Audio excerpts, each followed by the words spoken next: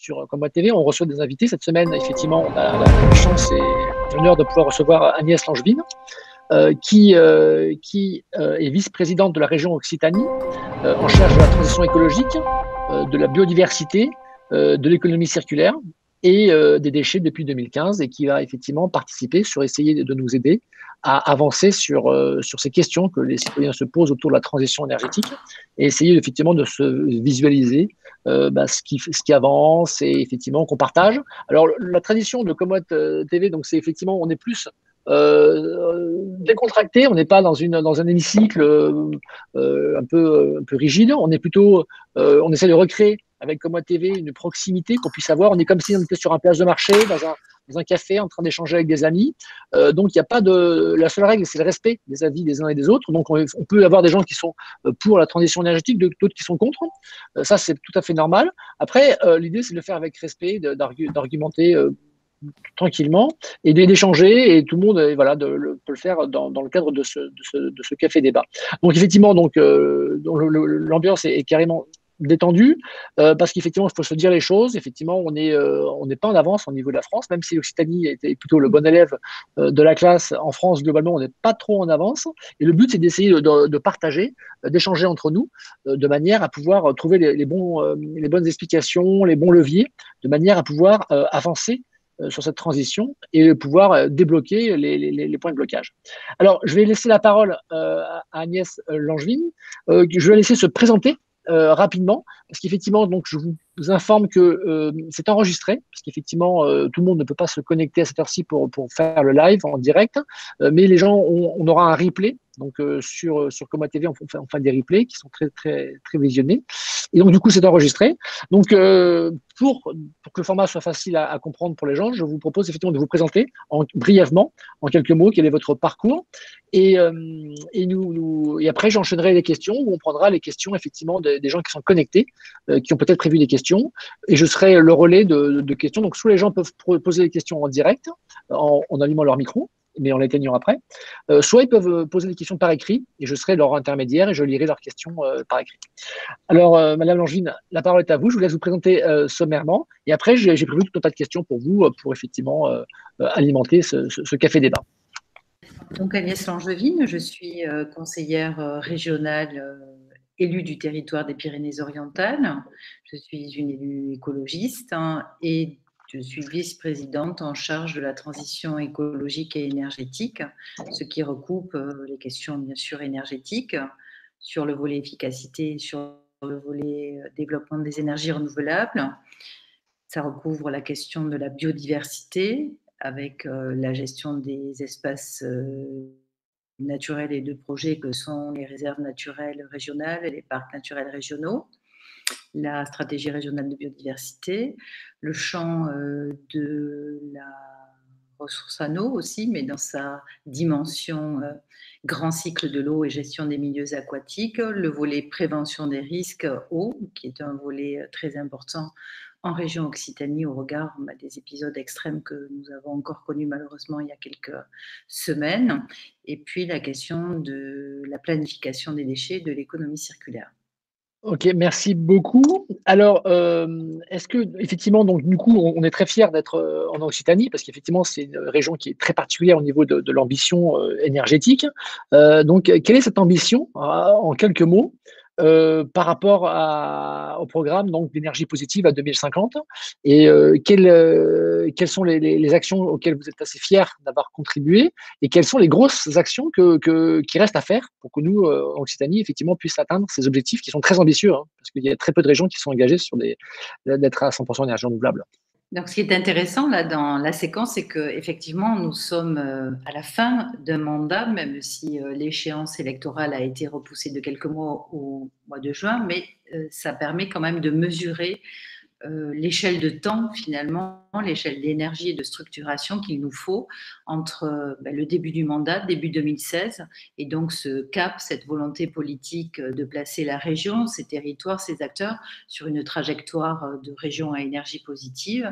Et 5 ans plus tard, finalement, qu'est-ce qu'on a pu mettre en œuvre de façon opérationnelle, et où est-ce que nous en sommes par rapport à cette trajectoire. Donc, je ne vais pas rentrer, je n'ai pas technicienne, et je crois que ce qui est intéressant, c'est aussi d'avoir un regard un peu différent de ce que peut apporter l'ambition, le portage politique, et comment effectivement ça peut dynamiser, accélérer et surtout accompagner donc les acteurs qui font au quotidien cette transition énergétique. Donc ce scénario région à énergie positive, nous l'avons co-construit avec plus d'une centaine d'acteurs, des experts diversifiés, que ce soit des développeurs, des élus locaux, des associatifs, des énergéticiens. Tout ça sous le pilotage de Thierry Salomon, qui avait lui-même déployé le scénario Négawatt. Et donc, la démarche, cette co-construction nous a permis non pas de décliner un scénario national, mais de vraiment bâtir avec des hypothèses et des données ancrées dans notre territoire, ici en Occitanie. Donc, cette trajectoire, qui n'est qu'une trajectoire finalement, qui est un cap, mais qui nous a surtout permis à la fois de mobiliser vraiment les acteurs, mais aussi de mesurer finalement les marches, et elles sont hautes, que nous avons à gravir pour donc atteindre cet objectif. Cette feuille de route région à énergie positive, elle s'est dessinée dans le même pas de temps que la fusion des régions. Les deux anciennes régions, Languedoc-Roussillon et Midi-Pyrénées, là aussi, ça a été extrêmement positif pour que les acteurs se connaissent, pour qu'on ait une appropriation aussi des spécificités, des gisements, du tissu de PME aussi qui étaient différents, des politiques aussi, des dispositifs qui étaient aussi qui avait évidemment quelques différences, ça c'est normal de par la spécificité du territoire, et donc ça a finalement contribué à définir cette identité de la nouvelle région Occitanie avec ce marqueur fort de région à énergie positive.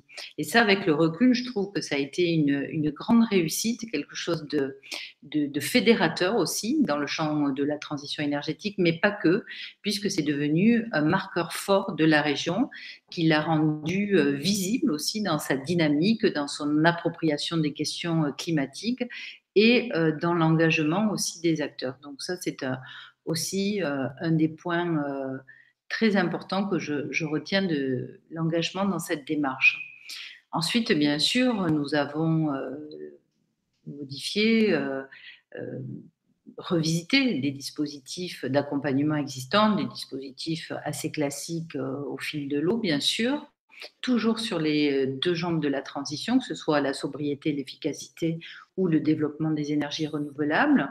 Nous avons donc installé une agence régionale de l'énergie et du climat pour aussi mieux s'outiller en direction des territoires, pouvoir avoir des outils, des véhicules financiers plus agiles que les dispositifs classiques d'une collectivité. Et finalement, avec donc cette communauté, j'ai envie de dire, cette communauté d'acteurs qui s'est formée, nous avons finalement relevé ce défi avec chaque fois que les freins, les leviers ou voire les crispations pouvaient se faire jour dans des territoires. Je pense notamment au développement de projets d'énergie renouvelable, que ce soit l'éolien ou de centrales, mais de chaque fois penser comment on accompagnait, comment on outillait donc les territoires pour que cette transition soit effective du citoyen, c'est toujours le même spectre, du citoyen jusqu'à l'acteur, à l'entreprise, en passant par l'élu local, c'est-à-dire vraiment prendre cette transition par tous les fils possibles, toutes les entrées et toutes les envies. Je crois que ce qui est important, c'est qu'on accompagne l'envie, l'intention, et du coup, on s'inscrit dans un parcours pour celui qui agit concrètement. Ok, ouais, merci pour ce rappel. sur cette présentation. C'est très, très encourageant de voir ce qui a été fait et de voir que c'est possible. Donc, une question, effectivement, c'est effectivement, vous dites qu'effectivement, cette animation de la transition à tous les niveaux, essayer effectivement de tricoter effectivement à tous les niveaux, au niveau local, au niveau régional. Première question sur quelle complémentarité, est-ce qu'il y a des difficultés ou plutôt ou c'est un facilitateur au niveau de la réglementation nationale? Parce qu'effectivement, il y a une réglementation qui est définie par les députés, qui est appliquée. Comment vous avez réussi à concilier cette réglementation nationale avec cette ambition régionale? Et on voit bien que l'ambition régionale dépasse et de beaucoup l'ambition nationale. Comment avez-vous réussi à, à, à avancer sans vous faire ralentir par cette contrainte plutôt nationale, et quels sont les points qui ont été plutôt facilitants et les points qui ont été difficiles entre cette interface entre les politiques régionales que vous mettez en place et les politiques nationales qui ne sont pas forcément alignées? Alors, il y a l'aspect réglementation qui est effectivement un cadre des contraintes que l'on peut évidemment éprouver, notamment dans le champ du développement des énergies renouvelables. Ça, c'est de nouveaux modèles comme l'autoconsommation, je pense qu'on en parlera tout à l'heure. Oui, Il y a aussi la question des moyens financiers. Ça, c'est une ouais, question aussi très importante, la question des investissements.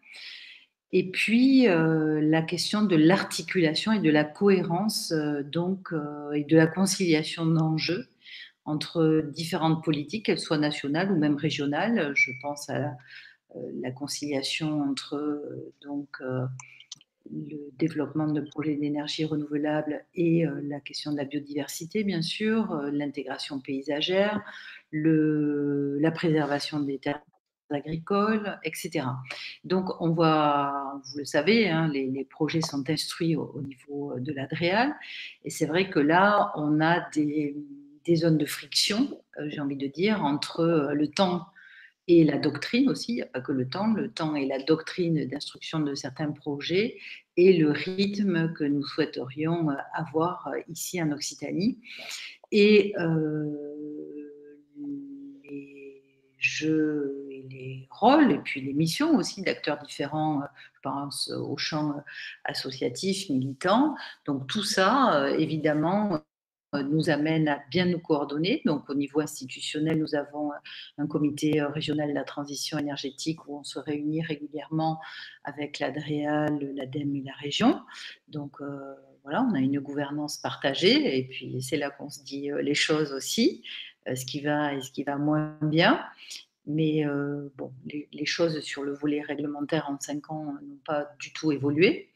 Ça, c'est assez net dans l'évaluation qu'on peut en faire et que donc du coup le temps du projet, le temps de mise en exploitation de projets d'énergie renouvelable reste un temps extrêmement long, trop long.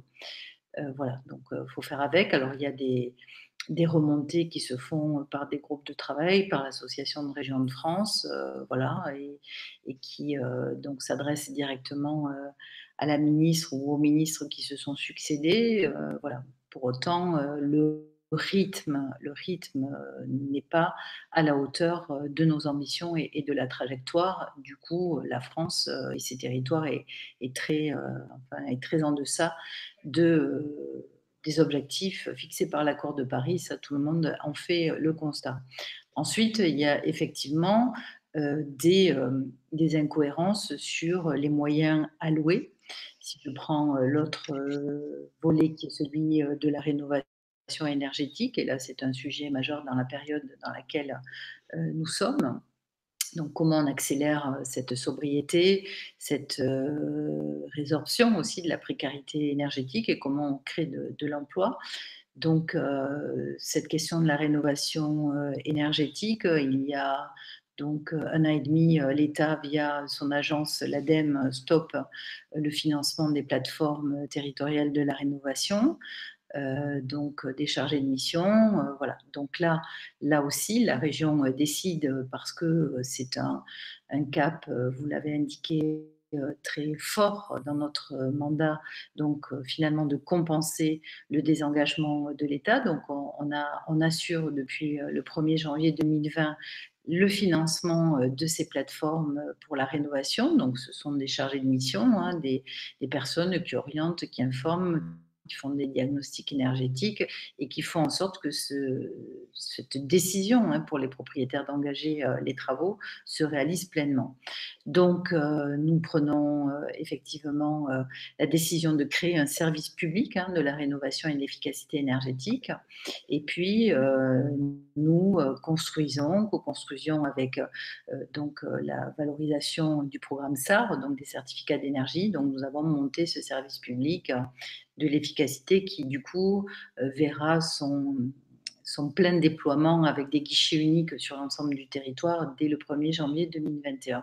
Tout ça pour dire qu'il y a des freins réglementaires, il y a aussi des incohérences, des stop and go, voire même des régressions parfois, des signaux donc, qui sont négatifs, qui ne donnent pas de visibilité à des filières de la transition et qui découragent aussi, qui peut-être inquiètent aussi des élus locaux qui sont sur des territoires peu dotés en ingénierie, peu dotés en moyens financiers et qui finalement sont un petit peu refroidis par la montagne de difficultés voilà, que ce cadre nous impose. Donc voilà, la région prend sa part, prend vraiment à bras le corps cette question des transitions.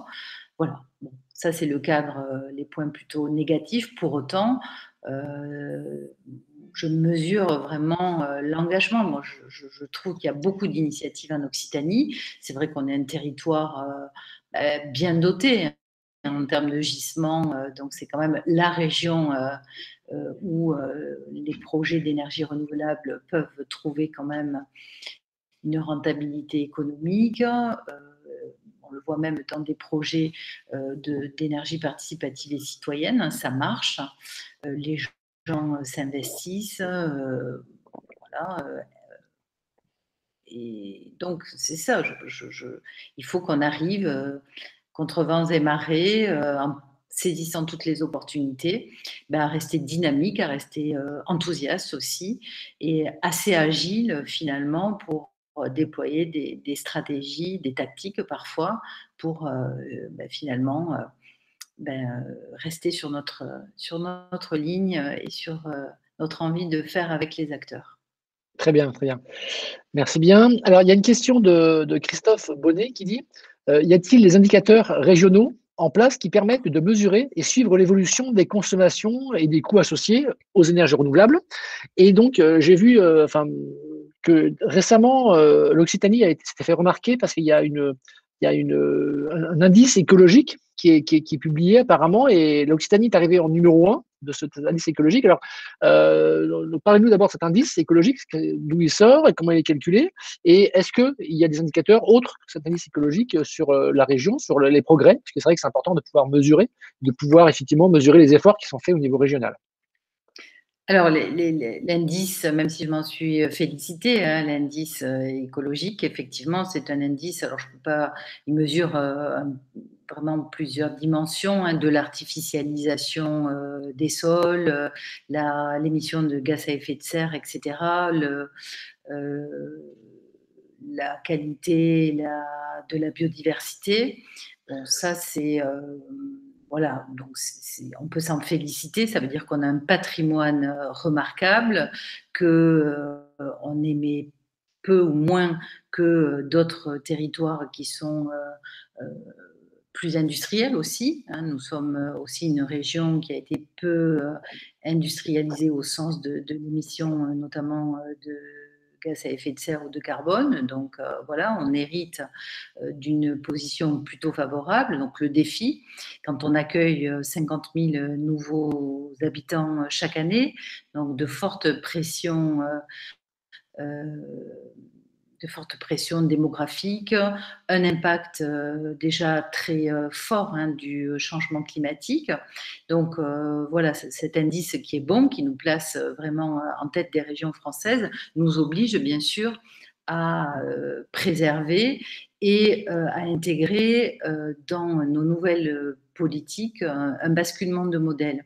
C'est la raison pour laquelle la question effectivement de l'évaluation, là vous parliez des indicateurs régionaux, alors il existe pour l'énergie, hein, vous allez sur le site de l'Oreo, qui est l'Observatoire régional de l'énergie. Donc là, vous aurez vraiment tous les indicateurs de consommation, de production aussi, mais avec un décalage de 2 années, hein, puisque le temps que toutes les informations remontent aux différents services. Donc, vous voyez, on n'est pas par des indicateurs, j'ai envie de dire, traditionnels, on n'est pas en mesure donc de suivre l'actualisation, sauf qu'il y a bien sûr dans la gestion des data maintenant, et ça les énergéticiens ou des développeurs d'applications savent le faire, on peut quand même avoir des données beaucoup plus actualisées. Donc, en fait, nous, ce qui intéresse la région en tant que collectivité, c'est comment elle va s'outiller en interne pour évaluer ses politiques publiques et les évaluer non pas uniquement à l'aune de la richesse produite avec le sacro-saint PIB, non pas avec l'attractivité, etc., mais évidemment de développer d'autres indices, d'autres indicateurs, l'indice écologique en est un, mais vous avez aussi l'indice de bien-être des populations. Nous travaillons à comment on peut mesurer la valeur territoriale aussi, avec les enjeux de localisation, de métabolisme territorial, de réduction de l'empreinte ressources environnementales. Donc, toutes ces mesures, cette nouvelle culture aussi de politique publique qu'on doit déployer. Nous voterons jeudi le Green New Deal Occitanie. Le Green New Deal Occitanie, c'est vraiment non pas un plan de relance, j'ai envie de dire, à l'ancienne, mais vraiment un plan de transformation pour accélérer bien sûr les transitions, tout en se donnant des leviers d'action très opérationnels dans les territoires qui nous permettent à la fois bien sûr de, je l'ai dit, réduire notre empreinte environnementale, mais aussi de pouvoir créer de l'activité, accompagner les jeunes, notamment sur de nouveaux métiers, les métiers de la transition, de se sentir bien dans son territoire, d'avoir un équilibre dans l'aménagement du territoire entre les métropoles et le reste du territoire. Enfin, voilà des marqueurs forts sur lesquels nous communiquerons. Et dans le cadre de ce Green New Deal, effectivement, nous allons aussi voter le principe donc d'un budget, d'un green budgeting, hein, parce que c'est vrai que la traduction en français est moins active, hein, donc d'un budget vert. Et donc le green budgeting qui va nous permettre dès cette année, dès le mois de décembre, qui est le mois de l'adoption des budgets, du budget 2021, nous allons pour la première fois, et nous sommes la seule région à le faire, nous allons évaluer nos dépenses, nos investissements au regard de l'impact carbone de ces dépenses. Donc c'est une première. Nous ne pourrons pas encore tout coter parce qu'il y a des types de dépenses dont on ne sait pas, en tout cas les services, les chargés de mission et au vu aussi du nombre de dossiers, on n'est pas en mesure de tout coter, mais on va en coter pas mal, la grande majorité.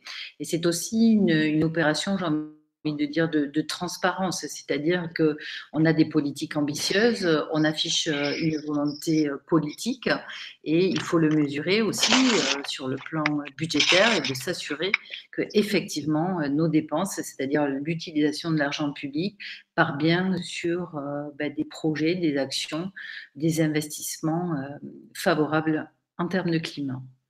D'accord, très bien. En termes du budget, en termes d'investissement, le Green New Deal, Occitanie, ça représente quel montant à peu près, approximativement, que vous défendez? Alors, en fait, c'est pas pour échapper à la question financière, mais pour moi, et ça c'est aussi un retour d'expérience là que je vous livre sur l'exercice de ce mandat. Bon, c'est mon premier mandat. C'est pas tellement. Alors évidemment, il faut se doter de moyens. C'est pas ça la question, mais il y a des lignes budgétaires qui sont pas forcément consommées en fin d'exercice. Et donc, en fait, on n'est pas tellement… si le projet rentre dans les clous de notre politique, dans nos dispositifs, bien sûr, dans nos critères, moi, il n'y a pas eu un projet que l'on a refusé par manque de financement.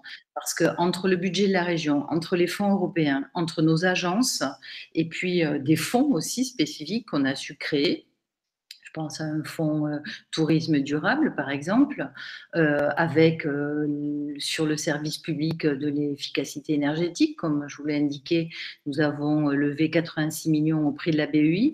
Donc cette ingénierie financière, ces investissements, on sait les mobiliser.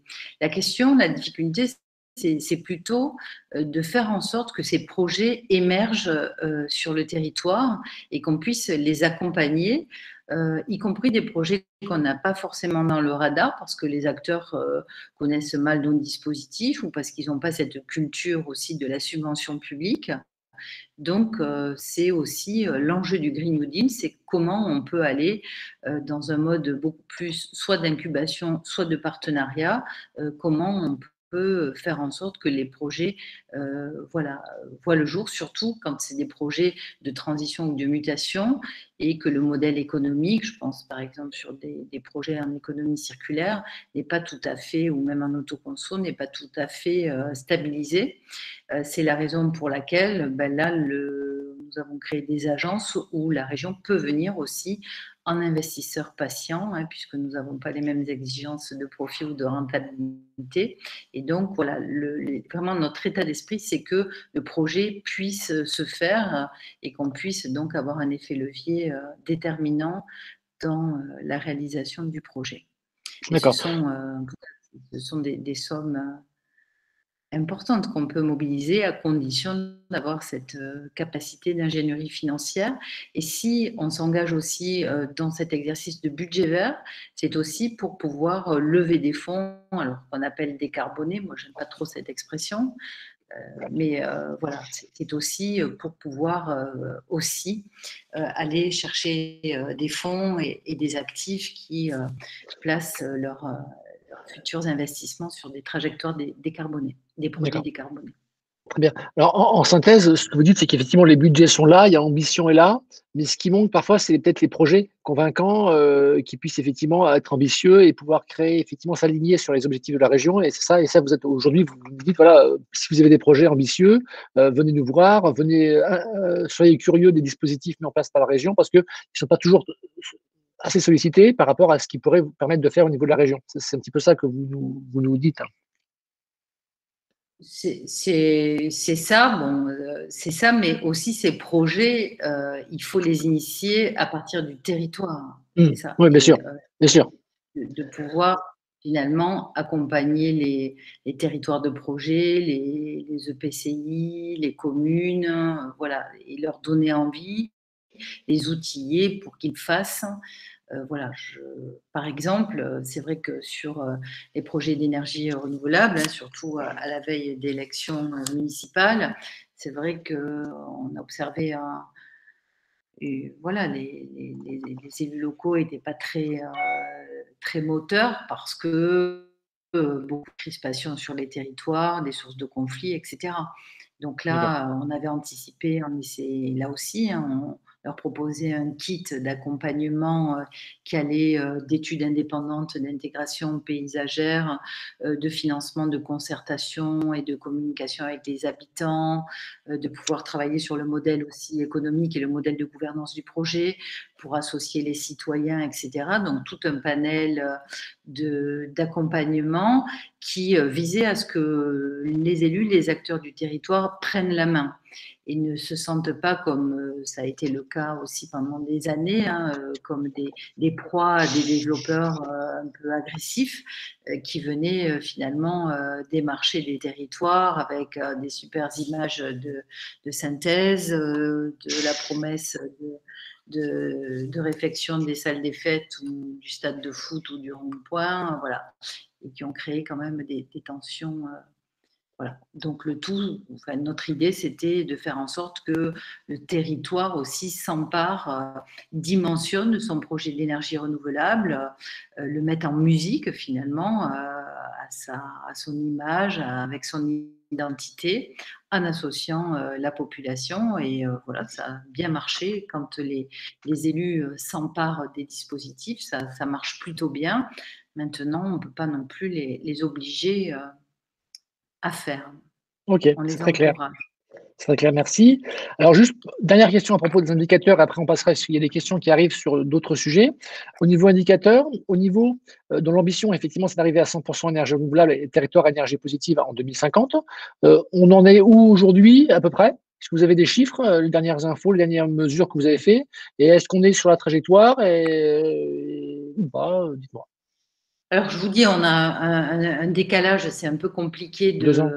de mesurer vraiment en temps réel. Bon, sur le déploiement des ENR, on a un petit écart, mais qui peut être du coup rattrapé quand, par exemple, les fermes pilotes d'éolien en mer Hmm. seront opérationnelles. On va de suite être Oui, rattraper le petit retard que nous avons et on va être au-dessus. Voilà, donc en fait, sur une année, c'est pas significatif le petit écart parce que l'outil de mesure que nous avons créé, enfin c'est Thierry Salomon d'ailleurs qui l'a créé, c'est finalement le taux de couverture de notre consommation d'énergie finale par l'énergie renouvelable produite ici en Occitanie pour arriver à ce taux de 100%. Et donc là, nous sommes, mais il y a 2 ans, en 2018, nous étions à 22%. Aujourd'hui, nous devrions être à 25 pour être sur la trajectoire. Voilà, sachant que cette feuille de route région à énergie positive, elle a été affinée et on sait que voilà, quand on va être opérationnel sur l'éolien flottant, on va faire un bond très important dans la réalisation des objectifs et du coup de la puissance installée. Nous avons donc là, sur le photovoltaïque, parce que c'est vrai que la feuille de route, c'est x3 pour les énergies renouvelables, mais quand on rentre dans le détail, les choses sont un peu plus hautes, hein. C'est-à-dire que sur le photovoltaïque, par exemple, c'est un facteur 12. Donc, on doit d'accord. multiplier par 12 donc, cette production photovoltaïque. Et là, il va falloir structurer cette filière photovoltaïque. C'est un travail, hein. Excusez-moi, je suis un peu fatiguée en fin de journée. Au bout de la 5e visio, c'est un peu compliqué. Mais donc, nous avons avec notre agence de développement économique ADOC, mené une étude de structuration de la filière photovoltaïque. Donc, cette étude a été restituée il y a quelques semaines. C'est tout frais. Peut-être que certains ont assisté à cette présentation. Mais nous avons vraiment toutes les caractéristiques pour bien structurer une filière photovoltaïque à l'échelle France et Europe. Et nous travaillons, là c'est tout à fait d'actualité aussi, à accueillir donc pourquoi pas une gigafactory de fabrication de panneaux, assortie avec aussi une entreprise positionnée sur le recyclage des panneaux. Et puis, bien sûr, un des marqueurs forts aussi de cette filière photovoltaïque, c'est le développement de l'autoconsommation, parce que c'est un modèle d'une solution, bien sûr, mais c'est aussi un modèle décentralisé, un modèle finalement du circuit court, hein, ce qu'on a pu développer en termes d'AMAP, d'alimentation et d'agriculture, hein, mais évidemment ce rapprochement entre les lieux et les modes de production avec la consommation énergétique, là aussi intégré avec des usages bien ancrés dans le territoire, dans un écosystème. Voilà, donc ça aussi, c'est des projets que nous aimons bien. Plus ça s'inscrit dans le territoire, plus ça met en lien un écosystème, plus déjà plus c'est résilient et plus on obtient une appropriation de la population et des acteurs pour accélérer et mettre en place. Je vois une question là sur le parcours de la rénovation énergétique. Effectivement, pour l'habitant, c'est un parcours compliqué. C'est la raison pour laquelle nous avons créé ce service public sous cette idée qu'on proposait un parcours aux habitants. C'est-à-dire que du premier coup de fil jusqu'à la prise en charge, jusqu'au financement du reste à charge, du montant des travaux, la région accompagne, ce service public accompagne avec la réalisation du diagnostic, l'accompagnement dans le choix et le suivi des travaux, et in fine, cette activité bancaire finalement que nous avons créée pour pouvoir accompagner financièrement le reste à charge par le ménage, parce que une rénovation à un niveau qualitatif BBC, c'est un coût qui n'est pas accessible pour tout le monde. Donc, c'est vraiment ce parcours avec cette notion de guichet unique et donc un accompagnement vraiment très resserré du ménage qui veut s'engager dans la réalisation de travaux de rénovation. Ça, on verra, mais c'est ce que nous souhaitons faire et nous nous sommes dotés de moyens pour parvenir à cet objectif. Je voulais vous poser une question de Laurent Verdonne sur la Gigafactory de panneaux solaires. Qu'est-ce que vous pouvez dire à ce stade aujourd'hui? Où en est le projet? Qu'est-ce qui est sûr? Absolument rien. Rien n'est sûr. Et quelles sont les ambitions? Non, c'est pas que rien n'est sûr, mais surtout dans ce genre de démarche, on signe des accords de confidentialité. D'accord. Mais c'est quoi? C'est à quelle échéance, sans nous dire l'acteur ni la marque des panneaux? Donc, c'est-à-dire que l'ambition, ça serait de pouvoir faire sur le territoire d'Occitanie des panneaux de qualité français, avec une intégration verticale complète, avec des cellules, c'est tout compris, ou c'est juste de l'assemblage? C'est vrai qu'aujourd'hui, il y a pas mal de gens qui se disent fabricants français de panneaux, mais qui achètent des cellules en Asie et qui font juste l'intégration, et n'importe qui dans son garage pourrait fabriquer des panneaux solaires. Donc, ça, c'est pas vraiment être fabricant. Ce que vous dites quand vous dites Gigafactory, c'est vraiment la capacité de pouvoir faire des wafers, c'est-à-dire faire des cellules et vraiment d'être intégré verticalement de manière à pouvoir faire des panneaux quasiment. Aujourd'hui, on pourrait faire en Occitanie des panneaux au prix chinois, mais le faire en Occitanie, c'est ça dont on parle. Au prix chinois, c'est pas ça l'objectif. Et puis, c'est pas forcément la même, comment dire, c'est pas forcément le même positionnement en termes de qualité de panneaux. Non, mais en fait, aujourd'hui, le prix pour faire un panneau solaire, c'est le prix des machines, c'est l'investissement initial qui compte. La main-d'œuvre compte très peu. Donc, du coup, une machine, qu'elle soit installée en Chine ou qu'elle soit installée en France, elle coûte à peu près le même prix. Après, c'est l'accès au crédit. Aujourd'hui, le crédit, effectivement, on a la chance d'avoir des taux qui sont très, très bas. Donc, effectivement, ça pose des questions sur la fabrication des panneaux. Après, effectivement, si c'est fait en France, on peut imaginer que on aura une bonne qualité, mais aujourd'hui, les panneaux chinois sont quand même de très bonne qualité, parce qu'aujourd'hui, quand on regarde les iPhones, ils sont fabriqués en Chine, il n'y a personne qui se plaint de la qualité des iPhones ou des appareils Apple. Je pense pas qu'on puisse dire que la qualité des panneaux chinois est moins bonne que les panneaux français aujourd'hui. Non, mais quand je disais la qualité, c'est pas la qualité, c'est un autre positionnement. Quand je dis la qualité, c'est la spécificité, c'est pas la qualité. Oui, non, mais après c'est vrai que le plan de relance de l'État sur le produit français, c'est vrai que les gens sont sensibles à ça. Le Made in France a du sens, parce qu'effectivement, on crée de l'emploi près de chez soi, on crée une résilience du territoire qui est plus forte. Donc oui, effectivement, il n'y a pas que le prix. Mais même le prix, on pourrait effectivement produire. Moi, j'avais suivi des projets qui étaient sur la frontière, près de la frontière allemande, allemande et suisse, où il y avait des projets où on pouvait faire des panneaux solaires en Europe à des prix chinois.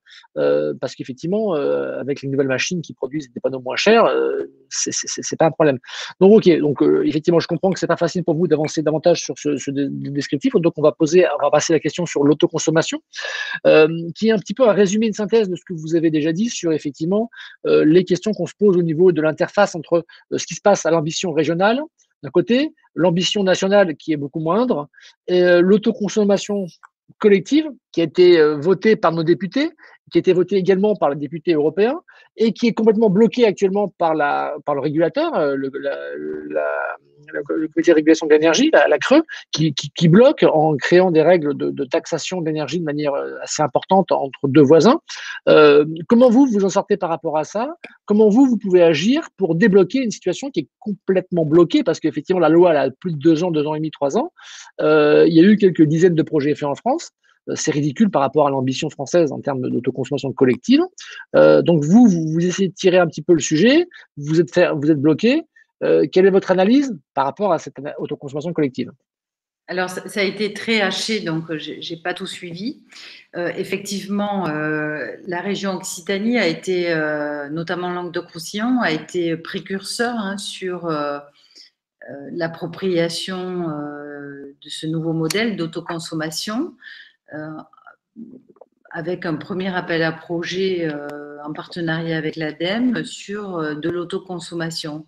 Bien sûr, en complément de l'appel à projet national et donc se situant évidemment sur des puissances inférieures à celles de l'appel à projet national. L'idée au départ, c'était de pouvoir avoir des références, de pouvoir accompagner des projets sur des secteurs des activités très différentes, que ce soit des commerces, que ce soit du tertiaire, que ce soit des établissements de santé. Donc, il y a eu ce premier accompagnement en termes d'autoconsommation pour monter aussi en compétences, pour finalement envoyer un signal aussi et à la fois au gouvernement, à l'ADEME qui était convaincu, et puis aux opérateurs, aux acteurs que ce modèle existait et qu'on pouvait évidemment le faire monter comme ça en compétences et aussi en déploiement, en nombre de projets. Bon, ça a été quand même assez difficile. Bon, l'appel à projet a bien marché. Il a été renouvelé, ajusté, donc c'est toujours un appel à projet qui suit son cours. Nous avons accompagné une cinquantaine de projets. Enfin, il y a eu plus de candidats, mais une cinquantaine de projets accompagnés. Avec effectivement des retours d'expérience qui ont été évalués, qui nous ont permis donc d'élaborer un petit guide de l'autoconsommation. Et là, depuis un an, depuis les 2 dernières sessions, nous avons effectivement accompagné des projets d'autoconsommation collective qui ne sont pas encore tous complètement déployés, mais qui évidemment permettent d'avoir à la fois cette intégration, je pense par exemple à la blockchain pour la certification des consommations, par exemple, et puis pour justement, et c'est là que c'était intéressant pour la région et pour un territoire, d'avoir à la fois la question bien en face des usages, de l'efficacité et de la sobriété aussi énergétique. Ça, c'est un préalable dans nos critères d'accompagnement, d'avoir la question des usages, bien sûr, en face, et d'avoir, quand c'est partagé avec de la mobilité, et de travailler au mode de gouvernance aussi de ces projets d'autoconsommation collective. Comment, sur le territoire, que ce soit à l'échelle d'une zone d'aménagement commercial, que ce soit à l'échelle d'un quartier, on a des projets, c'est à l'échelle d'un quartier, mais comment se fait cette gouvernance aussi de l'autoconsommation collective. Donc ça va pas assez vite. Effectivement, la question du coût et du modèle économique nous bloque pour vraiment essaimer et massifier ces modèles. Voilà, c'est pas faute d'avoir des interventions au niveau national, au niveau des parlementaires, mais pour l'instant, vous le savez, le régulateur reste assez campé sur ses positions et les signaux ne sont pas positifs. Ok. Merci pour ce retour. Donc, il nous reste 8 minutes avant de conclure ce café débat. J'avais une question sur la marque Sud de France. Donc, il y a une marque Sud de France qui existe pour l'Occitanie, on la connaît sur le vin, sur les produits agricoles. Y a-t-il une ambition de développer une marque Sud de France pour la transition énergétique au niveau des artisans, au niveau de l'énergie? Est-ce que demain, un fournisseur d'énergie pourrait se dire bah, je suis fournisseur Sud de France, d'énergie locale, de Sud pour les gens du Sud? Est-ce que c'est des sujets sur lesquels vous travaillez actuellement ou pas forcément? Bon, il faut d'abord s'assurer de la traçabilité, ça c'est le premier point. Donc là, sur effectivement les outils de la traçabilité, notamment l'Agence régionale de l'énergie et du climat, l'AREC, y travaille. Il y a des projets qu'on accompagne à l'échelle de fournisseurs d'énergie locale.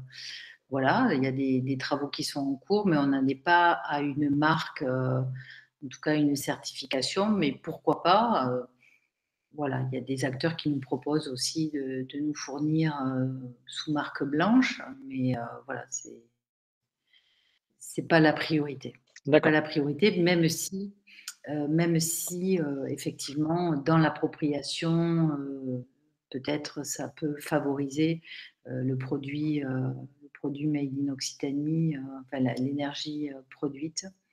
Mais là, pour l'instant, on n'a pas, n'est pas convaincu par ce qu'on nous a proposé pour l'instant. d'accord. Mais on y travaille parce que la voie est effectivement intéressante. Voilà, après, moi, je pense qu'il faut aussi que chacun s'approprie peut-être la façon et l'identité avec les valeurs qui sont les leurs, hein, comment aussi ils veulent présenter, commercialiser, partager leur énergie. C'est pas mal aussi. Ok, très bien. Une question toujours liée avec effectivement la réglementation nationale. Si demain vous étiez nommé ministre de la transition énergétique et écologique, quelles seraient les premières mesures que vous prendriez pour effectivement débloquer tous ces verrous qu'on a actuellement et je sais pas les trois mesures, trois ou deux mesures phares que vous auriez en tête tout de suite là, si vous avez une baguette magique et un poste de ministre. Alors, il y a très peu de probabilités pour que je sois ministre déjà, ça, Vous savez, enfin c'est clair. je sais pas, pourquoi pas. Bah, écoutez, si j'étais ministre demain, j'acterais la sortie du nucléaire. D'accord. Sortie du nucléaire, ok. Voilà, parce que je Euh, pense que c'est aussi parce que il faut défendre le régulateur ou d'autres décideurs bloquent aussi. On sait très bien comment ce modèle énergétique très centralisé parce que le nucléaire a été pensé, déployé. Et les freins que nous rencontrons aujourd'hui ne sont pas étrangers à la survie de ce modèle du nucléaire français. d'accord. Donc la première directive, la première décision, ce serait sortir du nucléaire. Deuxième directive, vous avez d'autres Ben, je pense que sujets en celle-là, tête? elle est tellement Oui, structurante, c'est vrai que tout en découle. structurante que déjà, si je pouvais juste décider ça, je serais vachement contente. D'accord. Et nous rentrerions dans l'histoire de l'énergie en France. Bon, écoutez, j'espère que vous serez ministre alors rapidement. En tout cas, on va tout faire pour. Dernière question, effectivement, que je vais vous poser, c'est une question, c'est par rapport à vos certitudes que vous avez, parce qu'effectivement, vous avez effectivement travaillé sur pas mal de projets ambitieux sur la transition énergétique à l'échelle de la région, vous avez fait pas mal de choses, et vous avez forcément à ce stade de vos projets, de votre avancement, des certitudes sur des sujets. Et y a-t-il parmi vos certitudes des certitudes qui sont très peu partagées par les autres? C'est-à-dire, vous dites, tiens, c'est bizarre, j'en suis certaine que ça, c'est comme ça que ça va se passer, ou voilà, j'ai cette conviction, et pourtant, j'ai l'impression que quand je parle avec les gens, c'est pas évident pour eux, c'est pas clair, et ils n'ont pas cette certitude. Donc, quelles sont les certitudes que vous avez et qui pourtant sont très peu partagées par les gens qui vous entourent ou même les gens d'Occitanie? C'est une question difficile, hein. Là, vous me prenez un peu, parce que je sais pas si j'ai des certitudes, mais peut-être que je suis convaincue que qu'il faut donner plus d'espace et donc de moyens à des projets qui peuvent paraître peut-être pour certains farfelus ou trop petits ou alternatifs ou très très minoritaires. Voilà, moi je suis convaincue que l'imagination, la créativité, l'utopie, c'est quand même les solutions à accompagner et très certainement les solutions de demain. Donc, c'est vrai qu'il y a des. Je pense que surtout dans ce monde de la transition, il faut imaginer, il faut laisser les gens peut-être voilà, nous surprendre par des solutions, qu'elles soient sociétales, sociales ou technologiques, hein, c'est pas forcément techno, et de finalement prendre le pari que ce qui est peut-être jugé comme alternatif aujourd'hui, très minoritaire mais actif, ça fera partie du bouquet de solutions. Ok, ok. Voilà, alors que on a plutôt tendance, notamment parce qu'une région, il y a le volet politique, mais c'est aussi une administration. On a plutôt tendance à suraccompagner l'éprouvé, le robuste, le solide, Ouais. etc. Et que je pense que voilà, il faut aussi, même si ça marche pas, il faut se donner la possibilité d'accompagner aussi peut-être celui dont on se moque aujourd'hui. D'accord. Ah bah, c'est un très joli mot de la fin, c'est qui est plein d'espoir pour tous ceux qui ont des Voilà. ambitions pour la région et qui ont envie effectivement de construire ensemble un territoire effectivement à énergie positive. Et effectivement, toutes les bonnes idées sont bonnes à prendre. Pas forcément à copier les idées du passé, mais essayer d'imaginer de nouveaux modèles économiques, sociétals pour la région. Merci beaucoup, Madame Langevin, d'avoir participé à ce café débat. Je remercie tous les Merci à vous. participants aussi pour leurs questions. Et je vous souhaite une bonne transition. Et puis, j'espère que vous serez ministre et puis on va tout faire pour. À très bientôt. Bonne journée. Au Oui. revoir. Au revoir. Au revoir.